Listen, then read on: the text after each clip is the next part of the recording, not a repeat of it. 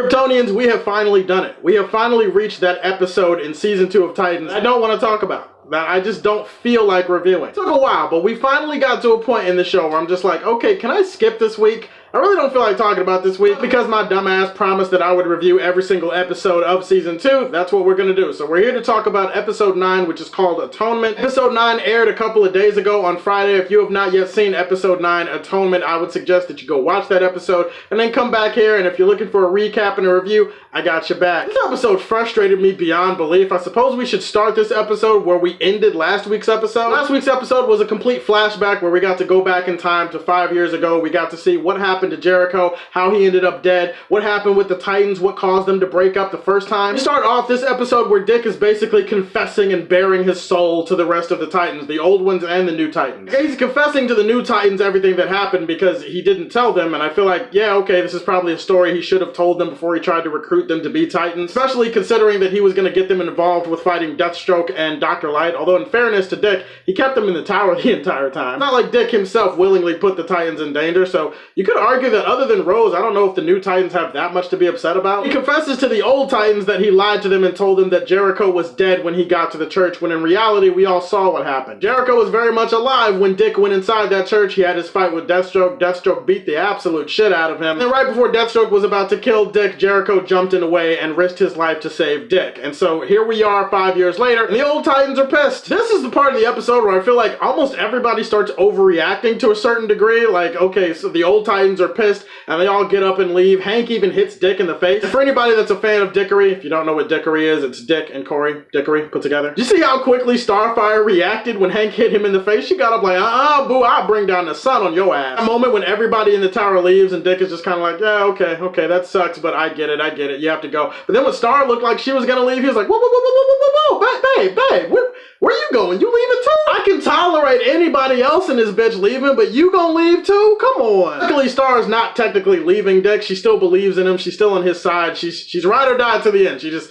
has some stuff that she has to go take care of. This feels like an overreaction on a large portion for most of the characters in this scene. I feel like the old Titans especially, y'all gonna act like y'all didn't play some kind of role in this? You're gonna act like y'all weren't there for this? Like y'all didn't make some decisions that also kind of led to Jericho being put in harm's way? Wasn't this a group decision that you guys were gonna use Jericho to get to his father? Didn't you guys confess the truth to Jericho and then you were gonna welcome him into becoming one of the Titans? But now all of a sudden, because Dick kinda sorta lied about one little detail, I mean, Jericho still got killed by Deathstroke at the end of the day. But now because of that one detail, y'all act like Dick is just like the ultimate betrayer. Yes, I'm not saying that Dick does not deserve blame. He did make some decisions that are at least partially responsible for why Jericho is no longer alive. For the rest of the Titans to act like this is all Dick's fault, like I was about to go off on some people up in there. I'm so glad that Raven said what she said in the car, because for some strange reason, when Donna decides to get up and leave, she decides to leave with Donna. It doesn't really make that much sense why Raven would want to leave with Donna. She has more of a relationship with Starfire than anybody. But I don't know, whatever. She left with Donna because reasons, and then they're in the car together, and then Donna's basically blaming Dick for everything. Like what, does he think that we're just his soldiers that he can lie and manipulate to, and yada yada yada? Fuck Dick. Rachel says what I was thinking. She's like, okay, but you know you guys were all there, right? Look, I mean, you all played a part. Like, you all had a role to play in what happened that led to Jericho getting dead. I feel like blaming it all on Dick is kind of disingenuous. Raven is a lot nicer than me, because I had some words for Donna, who has been insufferable this season. I'm just gonna say it. She has been. I was about to be on some, first of all, you ooh, you know what?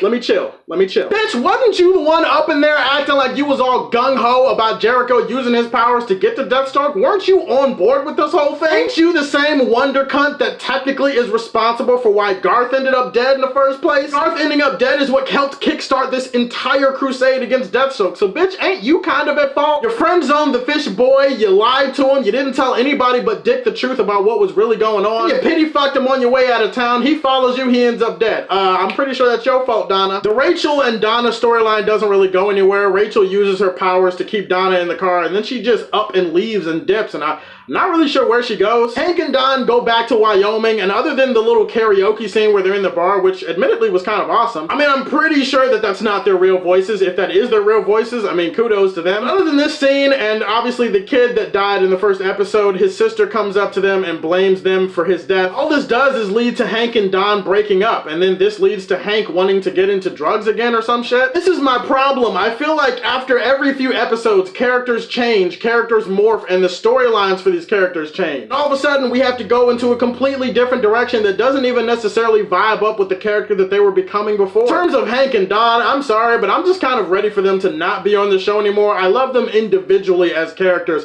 I don't think they fit with the Titans anymore. Two main storylines of interest in this episode was Gar and Superboy, and then there was Starfire and our introduction to Blackfire. As far as Gar and Superboy, I was happy to see a lot of that because it was entertaining, because I have just been starving to see any kind of Gar content. Gar, among other characters, has felt like a supporting role on his own show, and that's just kind of weird to me, but here he gets a little bit more to do. Dick leaves to go visit Deathstroke's ex-wife to repent his sins or whatever, and he leaves Gar in charge of Titan's Tower and Connor. It's kind of funny how after the first 3 days, Gar was getting ready to lose his mind, and then Connor shows up buck-ass naked, and he's like, okay, well, I just made a friend. They bond over video games. Gar is in his ear. He's trying to tell him how it's really good for him to become a Titan. Then Gar makes a mistake. He takes him out in public, and he doesn't try to rein him in at all. Gar, for future reference, Connor has the mind of a child, okay? This is all relatively new to him. You can't just take him out into the world and try to teach him black and white, good and evil, and expect him to respond objectively. Sure enough, they're out in public. Connor sees that a couple of cops are getting rough with some criminal somewhere, and he loses it. He snaps. He starts beating the shit out of the cops. Beating the shit out of them is probably a euphemism. I'm pretty sure Connor killed multiple police officers in the line of duty today. The funniest thing is that Gar didn't even try to like rein him in or pull him back in. He didn't try to be like, hey, bro,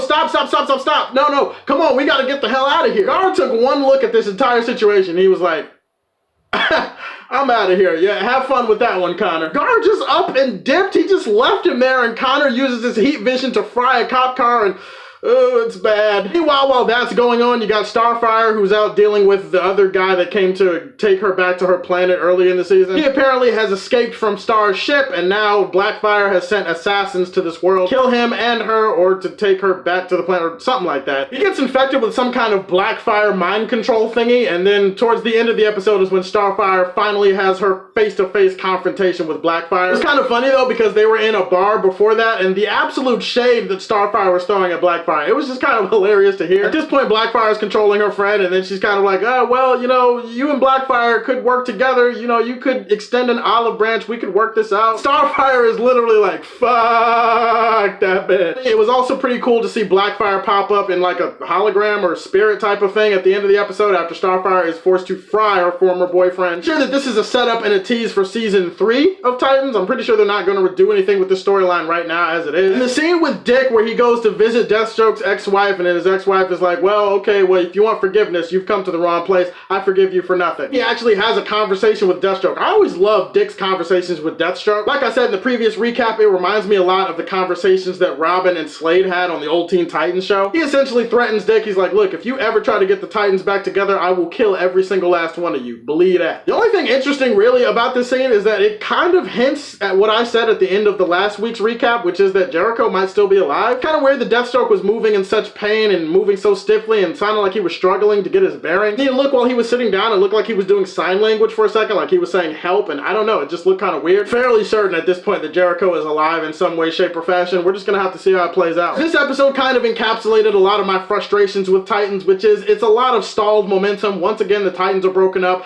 Once again, the characters are off doing their own thing. We're gonna have another episode that has to bring them back together again, and in the meantime, characters are making decisions and acting weird and acting different compared to what they usually do. Feels like more unnecessary soap opera angst, and I think I'm a little bit over it at this point. Either way, I'm excited to see what happens on next week's episode of Titans. Tell me, what did you think about this episode? Give me your thoughts in the comment section below. Like and subscribe to the Superfan Show, and as always, if you like what you see, tell me how you feel, and stay tuned to hear more from the Man of Steel.